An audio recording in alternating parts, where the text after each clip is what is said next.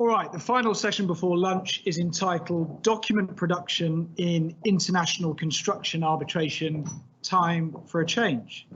The volume of documentation produced on major construction projects is always considerable, and when the parties to a project fall into dispute, working how to get access to that documentation and how to sort through it in a time and cost efficient manner to identify the documents that support or are adverse to your client's position is one of the major challenges of construction dispute resolution.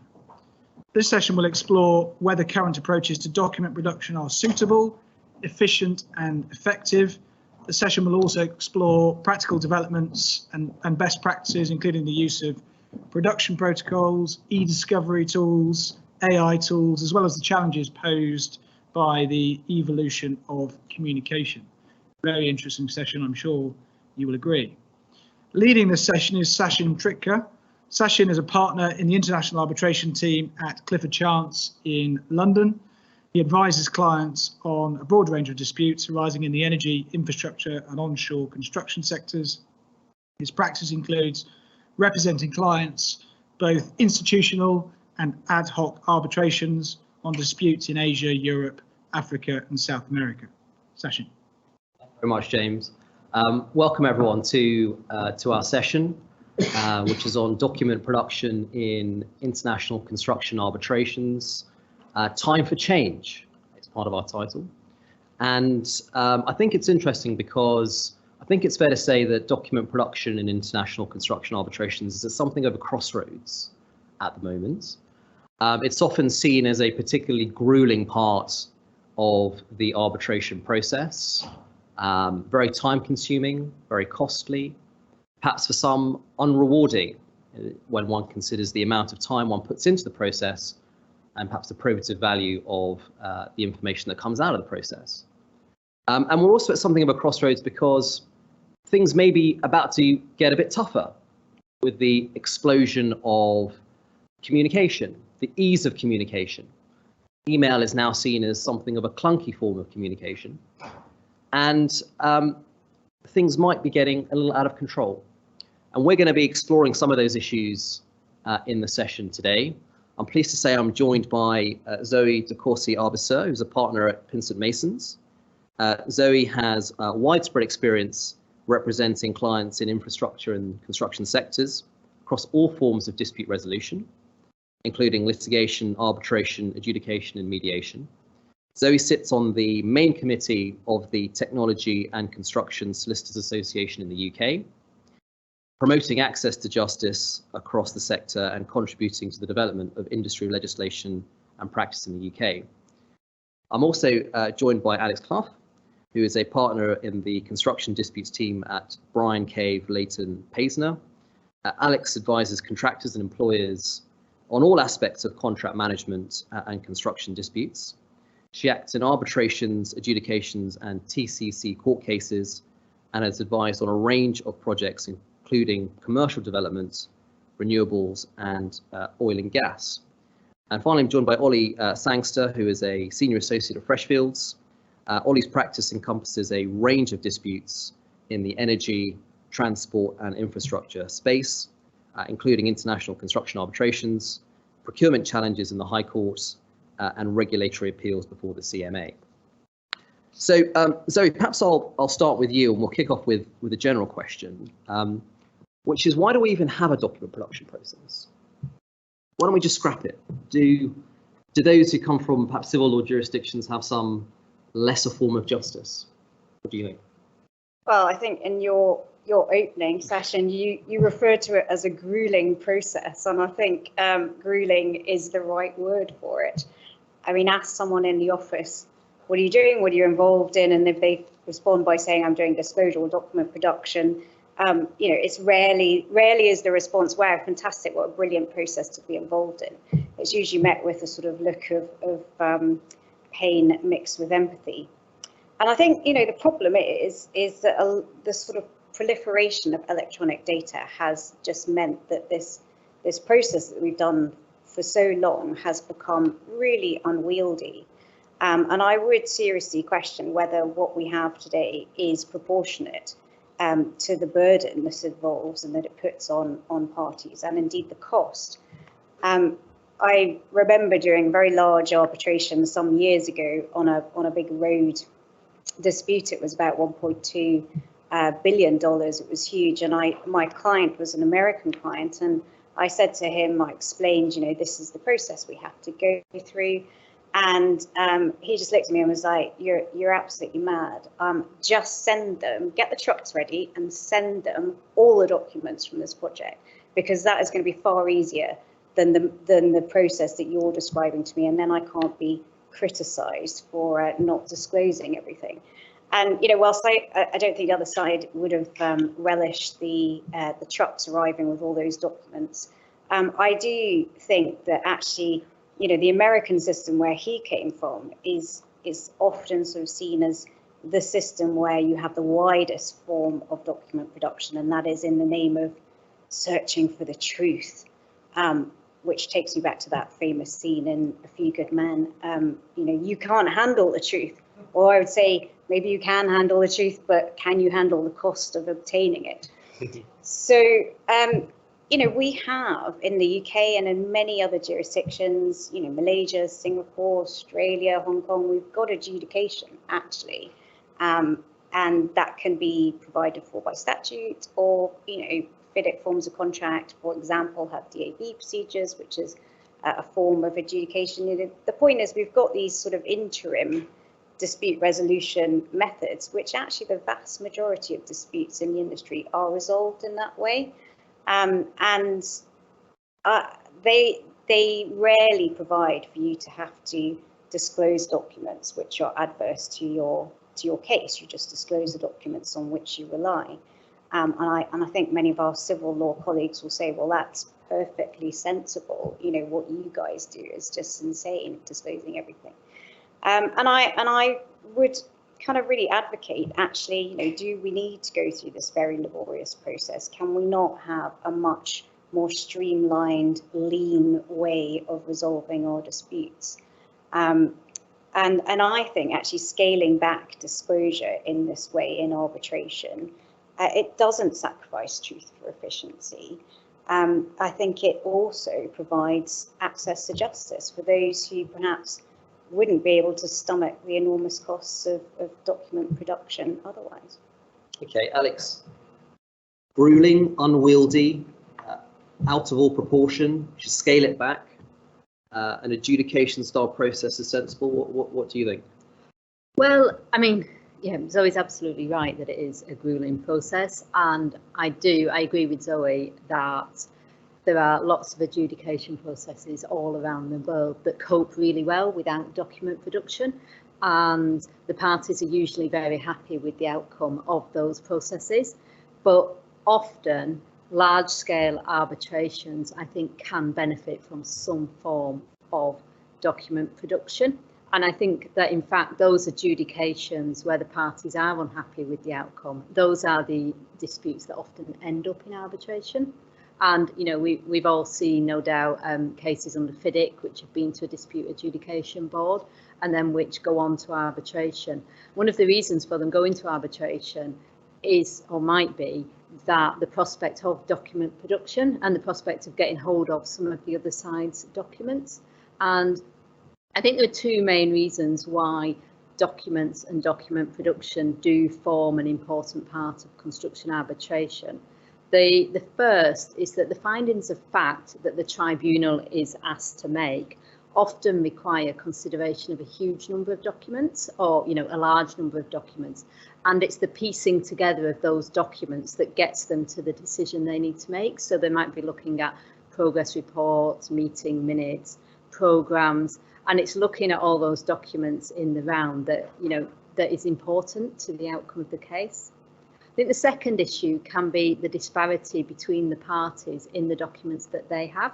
So you'll often see that a contractor might have a lot more access to documents and just hold a lot more documents about the running of the project day to day. So the contractor might have, you know, gate logs or delivery records, testing results, and and those can be important. So I think I've seen, you know, more than one case which was about delay, and the employers said, yeah, the delay was because the contractor didn't have enough people on site, and the contractor says, no, we had loads of people on site. The delay was something that the employer did, but the contractor is not willing to release the gate logs to show who was on site when.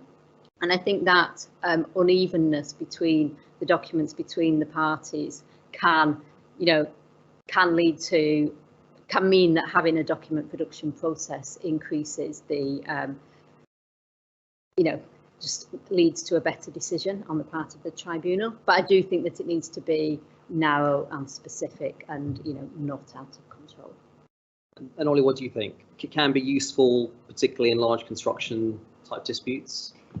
Well, I would tend to agree with Alex on this point. I think in the context of relational contracts, looking at disputes that are going on for a number of years, potentially multiple contractors on site, interrelated activities, potentially multiple claims, it's hard for me to see, as a common law at least, how a tribunal could reach a, you know, robust determination on matters of, say, causation or quantum without having the project records available.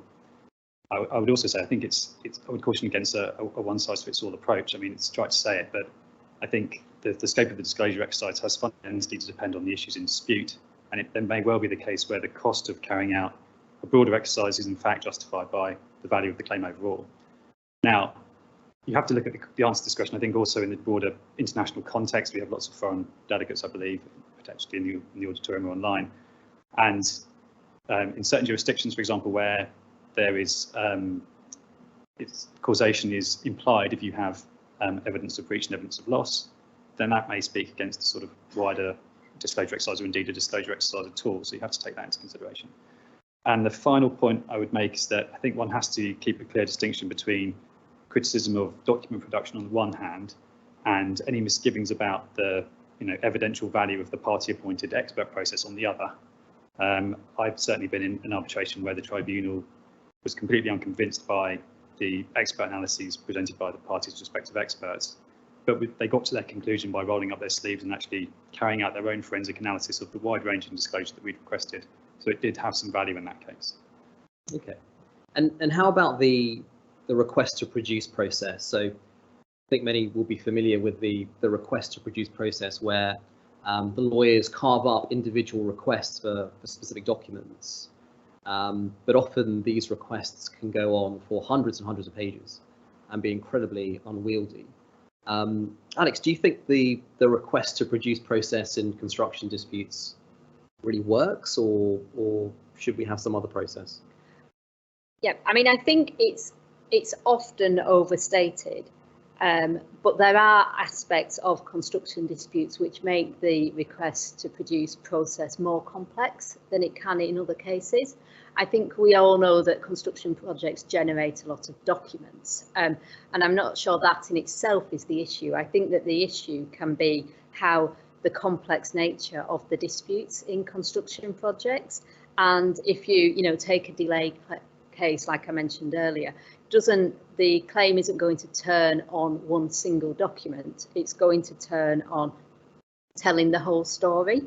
Where it's unlikely that we'll have a smoking gun, but the whole document altogether will paint a picture, and the delay experts will need to look at a lot of those documents in order to do their analysis of what caused the delay at any particular point.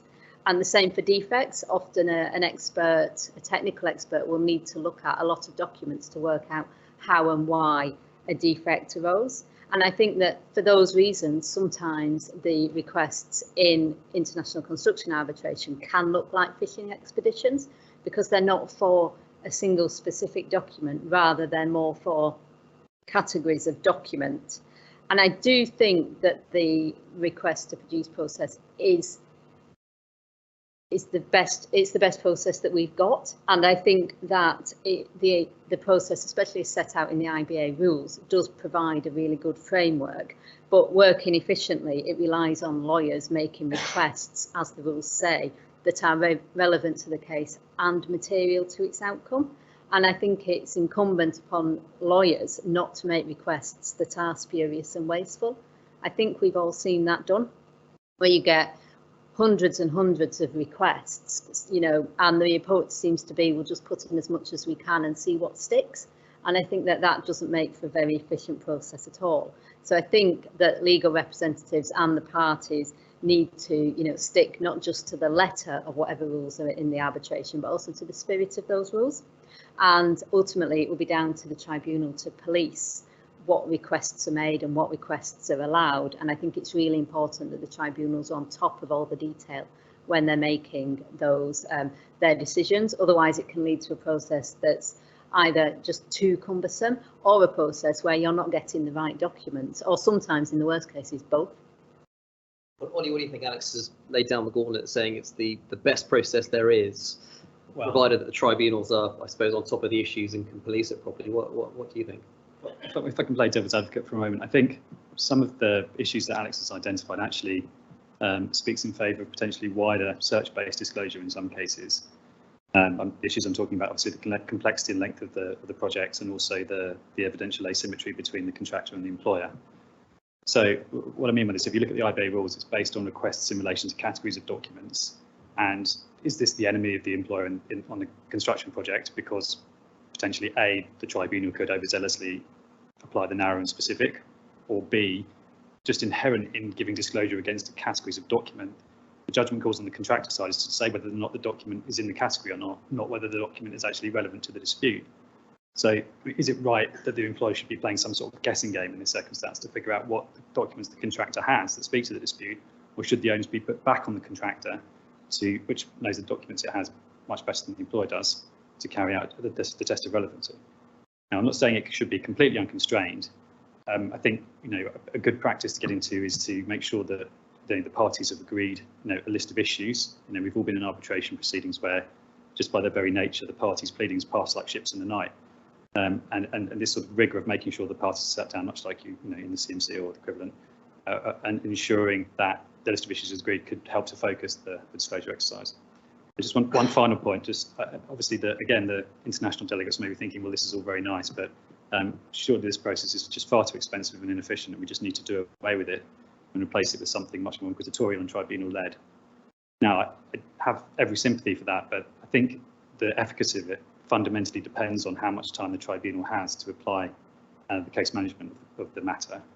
Again, we've been in, I'm sure, many arbitrations where the tribunal is incredibly time constrained, and is it realistic to expect that they can actually do that process given their other commitments?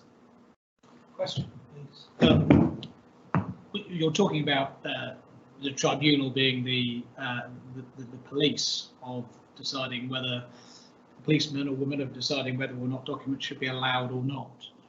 What tricks does the panel have up its sleeve in international arbitration to encourage the tribunal to lean one way or another? Of course, one party will be arguing for broad disclosure, the other party will be trying to close that down. A lot of those requests will go to the tribunal for a decision. So what things can you do to persuade the tribunal either to order disclosure or to refuse disclosure? Perhaps kick off with a couple of thoughts and then invite the panel to share their thoughts. I think sometimes with very detailed schedules of individual requests, I think the tribunals quite often get lost into the detail of individual requests. And they'll take a look at it and they might think, you know what, on balance, let's let the documents in. I think it's quite useful sometimes to lift things up for the tribunal. Try and spot trends in the individual request to produce, try and look at things in the whole, in the round, so that you can actually see that taking things away from the individual requests, our opponent is actually seeking widespread disclosure, which is going too far, disproportionate and out of all interest in the outcome of the case. So I think it's quite useful to lift things up from the individual requests to a slightly higher level. I think sometimes that helps tribunals. But open to the panel. Ollie, Alex. I mean, I'm in favour of, I think, to get the disclosure that you want, starting with your requests narrow and specific. And I think Ollie's point about having a list of issues, and even if you can't agree it, make your own list of issues, and then you can be, really teach the tribunal, this is what this case is all about, and this is why these particular documents are relevant. So I find that rather than just making hundreds and hundreds and seeing what you get, because you might not actually get the ones that you want, start narrow and as specific as you can, and lead the tribunal through the issues. Yes, I completely agree. I think the issues are effectively implicit if you're just using the general request mechanism. You just say why you want the document, but if you have a separate document that's anchoring the request, it gives a sort of touchstone for the document. I think I agree with all of that, but I think tribunals generally want to ensure a swift and efficient process. And secondly, they're quite nervous about having any natural justice arguments put against them for not allowing documents in. So there's those kind of competing factors. I absolutely agree with what Alex has said about keeping the request to produce narrow and focused. I'd also add to that, I think it really helps if you can have a strong, good relationship with your opponent on the other side and try and sort it out between yourselves. It's much easier for a tribunal to say, well, do you know what, we've had a discussion about this, we've worked it through, this is what we think the answer is. That's much more comfortable for the tribunal then to order it.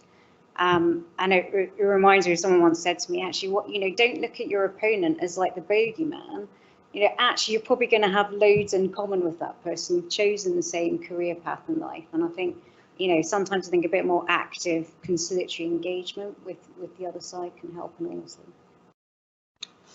Let's move into the execution of document production. And it's that old adage that the quality of your document production is only really as good as the quality of your data set and the documents that you've managed to obtain from your client.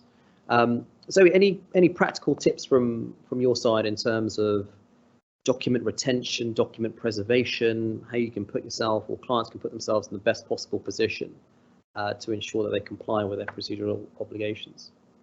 Yeah, I mean, I think this is a really, really topical subject, actually, document preservation. And it goes right back to the real inception of the project.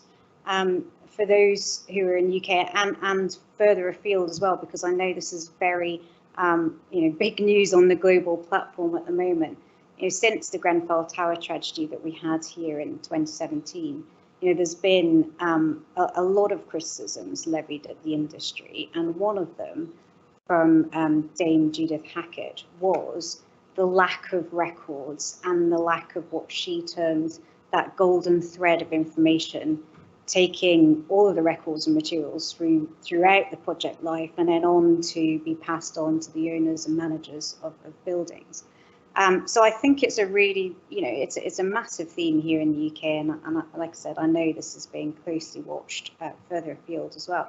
So I think when we're talking about document preservation, it's not about just thinking, well, I might have a dispute down the line, what do I have to do about that? No, it's, in my view, it's from absolutely day one. From as soon as you put pen to paper and start that first drawing as to what your project's going to look like. And I think, that rigorous record keeping throughout from day one all the way through to practical completion, frankly, and beyond. I think that's going to be one of the biggest changes that I think we'll see certainly in the industry here, and I suspect further afield as well. And then, of course, if a dispute comes about at some point, the first thing any legal representative is going to ask is, well, where are the documents? Where are the documents? Who's got documents? Who's likely to have any relevant documents? And where are they stored? And how do we get a document preservation plan around this? So that's always going to be the first question. In practice, what I'm sure many of us have experienced this, where employees have left the business and you don't have the records of their emails, or the emails are somewhere but they're on various different servers. Laptops have been wiped as they leave the business. We've had document automation processes where documents have been destroyed, sometimes as little as on practical completion of a project, sometimes 6 years, sometimes 12 years, but it's very sporadic as to where the documents are and where they're located. And of course, the longer you get away from practical completion, often the more challenging it is to go back and find those documents. So I suppose you asked for one practical tip. It's a long way of answering your question, but in my mind, it is kind of being cognizant of this golden thread theme, actually thinking about what are you doing to record everything and store your project records from absolutely day one, and maintaining those diligent systems throughout. A, because it's just good practice. B, it's probably highly likely, certainly in the UK, to become a statutory obligation very soon. And C, because if you do end up in a dispute down the line, you get that question, where are your documents? It'd be really nice to say, well, actually, they're all here and all lovely and ordered, and there's everything. The dream. And how can we make this whole process more efficient? I mean, we're all aware that the amount of time that's spent on document production can be enormous. I mean, I'm personally a big believer in trying to front load many of the issues that can sometimes become contentious in a document production process, like the metadata that you're providing with your documents, perhaps even search terms that you've used, the review process that you've gone through to obtain your documents. I personally believe that if you can try and reach agreement with your counterparty on some of those points before you've done your first search, you're in pretty good shape to prevent some of the issues coming up later on down the line. Zoe, what do you think? Any thoughts from your side on efficiency? Yeah, no, I mean, I think Alex covered the RTP process, and I, you know, we had that as a question as well. I think being very focused in what you're asking. And also, if you're getting something back from the other side, which is, you know, too wide, it's challenging that early, I think, is really important. And if you've got that, I talked about that relationship with your opposition. If you've got that up and running, if you're able to do that, I think it does help you iron out, particularly if you've got parties who quite often can be really polarized. If you've got that relationship, you can kind of iron out things as you go along, so it doesn't have this snowball effect. Very good. And last topic, before we perhaps open up for some questions, I'm interested in your thoughts on the challenges that are coming up. I think I mentioned at the start about the explosion of communication and how that's going to present some challenges for the entire arbitration community. But Ollie, what do you see as the biggest challenges coming up in construction disputes so far as document production is concerned? Well, I think obviously we're starting from a base point of having huge voluminous quantities of documents in any case, and then the rise in mass communication, electronic communication, will no doubt exacerbate that. Essentially, I don't think that is a reason for to say, well, the whole thing is too expensive now. We don't need document production anymore if the issues in the case require it. I think if the problem is created by technology, then we need to look to technology to try to solve it. Continuing the theme of what Zoe said before about collaboration, early discussions with the other side, not just about parameters of the search, but also technology that could be used to try to make both the search and the review more efficient, would be very valuable. Working out whether the proportionate upfront cost that would be incurred, R&D proportionate. Sorry, the cost that would be incurred, R&D proportionate. So I think the problems are soluble. It's just going to take a slightly different mindset than perhaps most common lawyers at least are used to.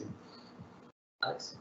Yeah, I mean, I think the challenges that have been over the last 30 years, there's just been a huge change in the way that we communicate. I think from a lot of verbal communication towards a lot more written communication. I think we see that in our day-to-day lives, and I think that it's the same on construction projects, whereas people might used to phone each other. Now they can speak to each other. They've got text messages, WhatsApps, a whole load of different ways of communicating in writing. And I think that does actually make the document production process even more important, because so much more is written down, and it's replaced witness evidence, I think, in terms of importance. So it can do in certain cases. So it's not just about trying to get all those different types of messages, try and get them onto one platform so that you can review them all. And like Ollie says, it's about the technology working with that. And then just the difficulty in gathering those different, all those different types of messages, not all of which are stored centrally. Some are in personal accounts. So I think that's the challenges. But actually, I think the technology is starting to catch up. And I think perhaps we are over the worst of it. I'm sensing time is up. No, are we okay? So, Okay, I'll be brief, but I just wanted to, I suppose, continue your theme, Alex. I actually do think also that we're over the worst hump here. I think technology, as both Ollie and Alex said, technology's got a huge role to play. It's contributed to the problem, but it can also solve it. And you know, some of the dynamic modelling that I've seen for construction projects recently, that, you know, sort of on a daily time slice basis, show you the progress of works on site, which trades on site, the development of the project. I mean, it's extraordinary. It's absolutely incredible. And I think in terms of, well, what's the future, are we really going to be basing delay claims on missing huge amount of meeting minutes on and progress updates throughout a 3 or 4 year project? Or are we all just going to be able to take this independent model and we know what actually happened, and we can just use that then as the basis of the evidence for how the project went through its entire life cycle? So I think that's going to be enormously helpful, and I don't think we're going to. I'm positive about the future. Positive. Technology is the challenge, but technology is also the solution. I think that's it from us. Thank you very much. Any questions, James? Or lots of questions. Yeah, the questions have been flowing in. So let me. I think we've got a bit of time to deal with some of these questions. If I can ask for one answer per question, so that we can try and get through all the questions. So the first is from Nikhil K from Petrofac. Given the daunting nature of discovery and document production during the arbitration process, how, in the opinion of the panel, can AI help to ease the process? Whilst doing so, which regulatory and ethical considerations need to be considered? Very targeted question. Try and give me a 30-second answer if you can. Shall I'll give that one a go? Can AI help? Yes. How can it help? I think in the document review process, most personally, I mean, I personally have seen some AI tools which are very sophisticated in generating algorithms that will really target specific documents which are relevant to particular issues. And these databases train themselves. They see which documents you're tagging as relevant, and they read them and they generate algorithms, and they throw more documents back at you which are very similar. So that might speed things up. And that might be more cost effective and might be more efficient. But also, in part of the question is, well, do we trust it, and how do we police it, and is it ethical? I think it probably is ethical, but there needs to be buy-in, I think, from the entire community, including, well, I mean, the arbitration community, including tribunals, that this technology works. And the more literature and technology write-ups that show that this technology works and is sophisticated, perhaps with a witness statement from someone from the vendor showing how this thing works, can really help ensure we get that buy-in. So to Zoe's point, perhaps part of the solution. Next question from Steve Logan. Where a party finds that it has insufficient documentation to establish facts they rely on, there is a temptation to retrospectively generate or fabricate records and present them as though they are contemporaneous documents. Has the panel observed this in practice? Are council tribunals savvy to such malarkey? Shall I deal with that one? I have it in practice, very rarely, I'm pleased to say. Yes, I think the answer is tribunals are savvy to this. And it's also one of the areas of data which is disclosable is, of course, metadata. And the metadata will tell you when documents have been produced. So I don't think it's anything that a party can escape from. It usually comes out in the wash. Next question is an anonymous question. How does one avoid the issue of privileged documents during the stage of document production and submission to the tribunal? Let's say that. Yeah, I mean, I think it's about the tools that you're using and properly tagging those privileged documents. And if you're using, you know, if you're doing a traditional document review process where you're trawling through all the documents, you need to make sure the lawyers properly understand what's privileged and what's not privileged. And I think that goes to document review processes not being led by the most junior members of the team. I think it's a partner-led process. And I think that when you're using AI, I think the AI is great, but I don't think you use AI and a bunch of paralegals. I think you need your senior lawyers who know the case, know the facts, know the documents to train the AI and weed out those privileged documents, and once you've got your final set of documents, have another quick flick through it to check you're not disclosing anything privileged. Next question from Tom G from Hitachi ABB. An observation on strategy, and he would be interested to hear views from the panel. I was involved in a subcontract arbitration where the subbie abandoned all other of its 150 RTPs in favour of maintaining one single RTP, that being for the production of the copy of the pleadings/statements in the main contract related arbitration against the employer. Presumably recognising the materiality of that single RTP to the dispute, the subcontract tribunal was in favour of that single request and made an order for disclosure. An unusual, very proportionate, slightly ingenious, and ultimately completely catastrophic strategy for the main contractor left holding the baby, as the disclosure highlighted the inconsistency in approach being taken in the related proceedings.